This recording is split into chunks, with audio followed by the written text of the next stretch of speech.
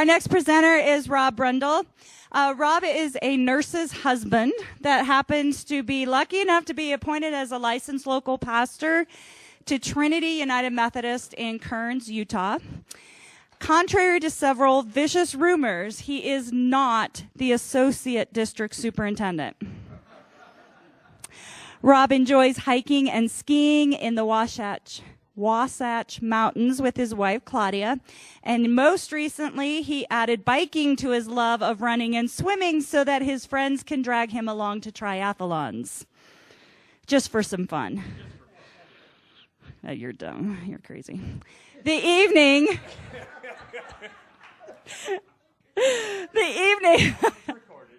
Yeah. I'm okay. The evenings are Rob's time to self-medicate with a historical novel and a good cup of tea. Rob cannot possibly limit his TED Talk to 20 minutes. Just saying. Today, my TED Talk is on, as you can see, titled Multicultural Milk. And before I get into the actual conversation about taking our multicultural churches and making them different, I want to make sure everybody understands what cultural means, what culture means. In our American psyches, we have this idea of what it means, but let me remind you that this is not my culture. This is my personality. It's an attempt to bring my heritage into my lifestyle. And yes, I do love bagpipe music for whatever reason. I go to a number of Scottish festivals, but this is not culture. I am 6 to 7 family history trees back from this being piece of my culture. My culture is that of a Midwestern industrial town, but living on the outskirts in cattle country, which we'll talk about in a little bit. Growing up in a multiracial high school and going through that time of turmoil in the 60s and 70s when multiracial high schools were not exactly the fun places to be. At the same time, some of my parishioners, you might say, do something similar to what I'm doing, but it is part of their culture. So we have to make sure we separate who these people are. These is 3 of my favorite girls.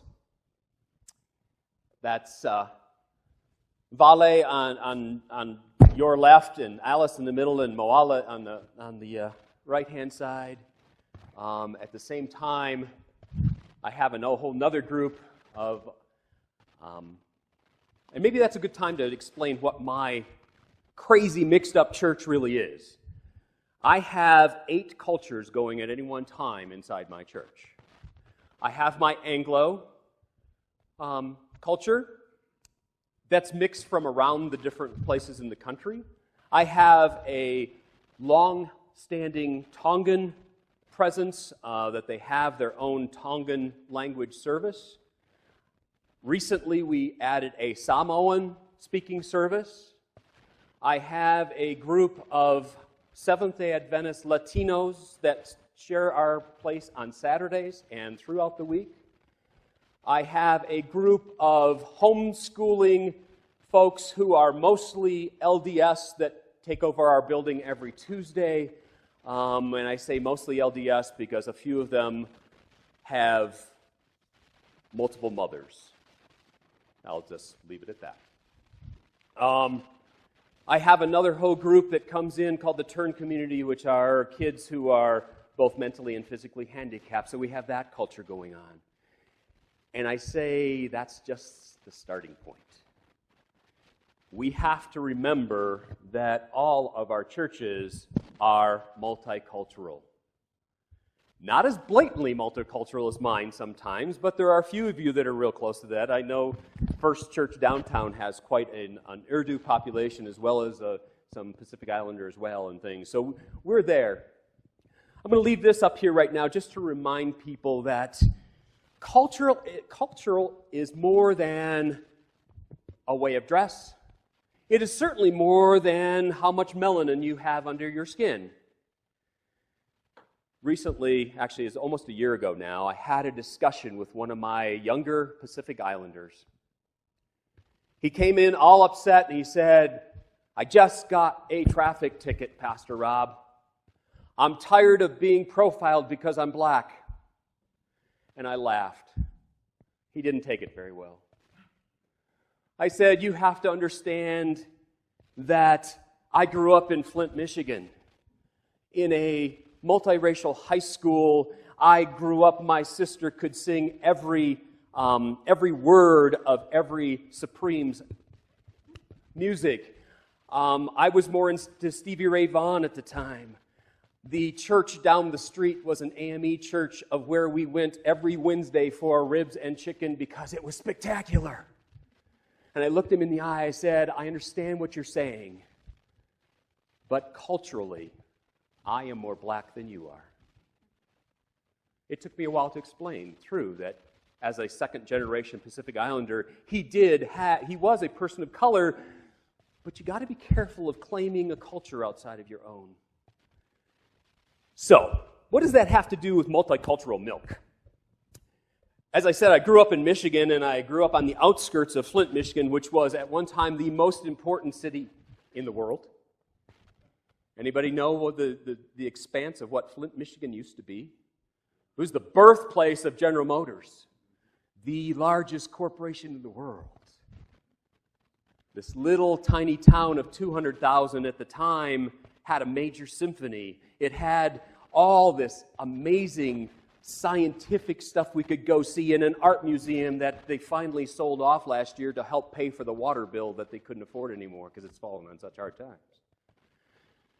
But at the same time, I grew up in dairy country. I know Wisconsin gets all the credit for being the dairy capital, but at the time, Michigan was one of the number one, I think it was number two actually behind Wisconsin, dairy producers in the nation.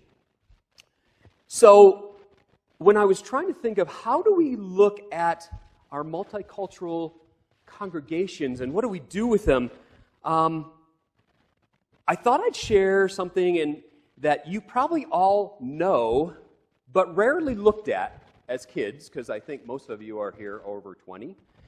On the front of your milk carton, always, there's two words. Now it's relegated to a little tiny space in the back, but at one time it was a big thing to put it on the front. The first one is your milk was always homogenized, right? Homogenization was a big thing. Let me give you a definition, as you can pull it right out of the dictionary. Homogenization is defined in 4 ways. Number 1, to form by blending unlike elements, make homogeneous. Love those because they don't say really what the definition is. But the next one is really more what we're looking at. To prepare an emulsion as by reducing the size of fat globules in milk or cream in order to distribute them equally throughout. How often do we take our multicultural churches, and let's get it right, you all have multicultural churches, and what we try to do is mix everybody together in the same great emulsion and come out the other side and say, yeah, we've got this church now and we're all thinking alike and acting alike and giving alike and doing all those things. And then the first thing we do is we say, well, we're going to introduce something new, and they fall apart and say, we've never done it that way before. Right? We love to homogenize. We like to break things down to smaller and smaller units so that everybody can be one consistent product. Because that's what homogenization really is. It takes all those water and the milk fats and the milk solids and mixes them really, really fast so they break down to smaller pieces so they can say, this is milk. And it stays that way. It won't separate again. And often that's how I feel we do with our multicultural churches. We try to make that happen. I know at Trinity, they tried a number of times to make that happen. I'm here to tell you today that there's another word on the milk carton. It's pasteurization. Let me give you the actual definition of pasteurization. Name for Louis Pasteur, right? Okay. Come on, where is it? I know I have it in here. Anyways, basically what it is heating up a product such as, and if you go through the whole definition, dairy products, beer, wine, and a few things to kill off any microorganisms and still leave the taste. So, it is my proposal today that we need to look at our multicultural churches in a whole different way. Rather than trying to homogenize them into conformity, which I guarantee you will never work. Trust me, I have the scars. I'd love to show you. At the same time, we're reluctant to pasteurize. We're reluctant to feel that heat of conflict. With as many different age groups and cultural groups and racial groups that we have in Trinity United Methodist Church, I have found it necessary to let things rise. Sometimes you have to let them heat up. The conflicts that go on are good because it gets rid of some of the, not microorganisms, but the other isms that are out there. I had a whole different example set up ready to bring to you of one of those conflicts. And as all churches do, and God, bless God, because He has this great sense of humor, He provided me a whole brand new one about a week ago that almost prevented me from being here today. The ism that raised its ugly head in the midst of something pretty benign was racism. You see, one of my cultural groups called and said, "Pastor Rob, I'm in desperate need. My 1-year-old's birthday party's tomorrow, and I forgot to get tables and chairs for this big party we're putting on. Can I borrow the tables and chairs from the church?" I thought I was going to a whole different pasteurization level because I knew as soon as I said, "Yes, you can, as long as you have them back by Sunday morning so we can have fellowship." And she said, no problem. I thought for sure the thing that was rising to the surface was the chair and table Nazis that live in each church, right?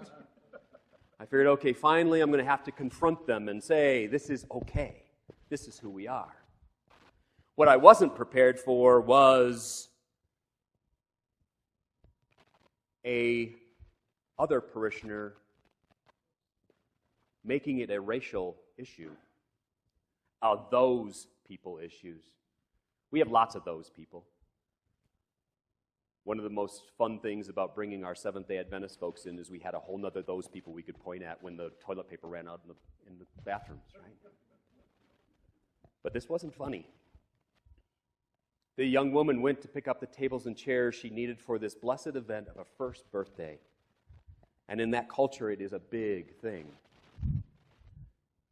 Now, lest you go to the classic American thought process, thinking, well, there's those Anglos again, getting all racial and all the... No. It was one of my second generation non-Anglo cultural people pointing the finger, that racism finger, at a first generation non-Anglo culture, and it blew up. She called, crying, desperate for an answer. And I realized we just got pasteurized a little bit. The ism hadn't gone away yet, but I could do one of two things. I could go yell and scream and make it worse, or I could actually prod it along and make it hotter. I approached both of them. I said, we need to talk. We brought in the two lay leaders from the two groups and set them down and said, okay, this can't go on. What's the issue, really? And I got lots of those people pointing the fingers at. And you know what happened once we started talking about it and I explained that this was a first birthday party because they hadn't even asked. Oh, I didn't know. Have you ever met the family? No. Let's bring the families in. So we brought the families in, and I put the 1-year-old on the lap of the gentleman that was protesting. The ism was destroyed. For now. We have so many more isms hanging around. We have racism. We have ageism. We have what I generally called youthism. We have chairs versus pews-isms. We have you didn't put the bowl away in the right cupboard-isms. Yeah, you can give me an amen on that one. We all know what that's like. We have literally, I served my time, I shouldn't have to put toilet paper in the bathroom-isms. That's their job. Those people. What I'm asking you to do is look at your particular community. It is multicultural, whether it happens to be just by age or occupation, unless you happen to have a whole church full of 60-year-old men that all work for the same company, doing the same job, all are Republican, and yeah, they probably all cheer for Detroit Lions. Unless you have that particular church, you have a multicultural church. And they're so exciting. I will tell you, I have never had so much aggravation and so much fun at the same time. To have a little kid whose mom and sister mom are at the church at any one time come up and say, Pastor Rob, can you help me? To have a little Latino Seventh-day Adventist child come up and say, Pastor, can you help me? Can you help me? I need to get more toilet paper because it's out. To be called pastor, Fifakao. It's awesome. Be that pastor that allows the pasteurization process to happen. If it wasn't spelled so wrong, it would be very appropriate for who we are, isn't it? Bring the groups together and let it bubble up.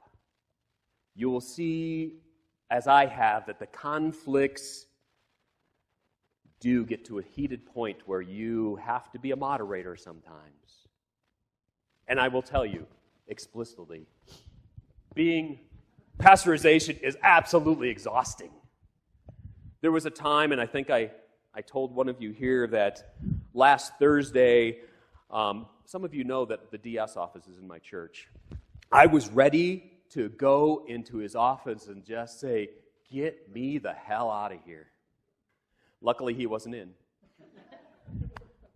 Because the very next day, we just enjoyed this presence of a group of small children that were learning to sing a new song. And it made it all better.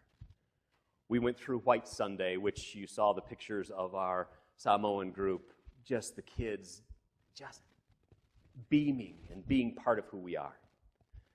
But it takes that pasteurization every once in a while. Let it boil up. Be there. Maybe even add a little heat. Because out the other side, the things will heal. And you can have a lot of fun. Or, like in my case, you may have this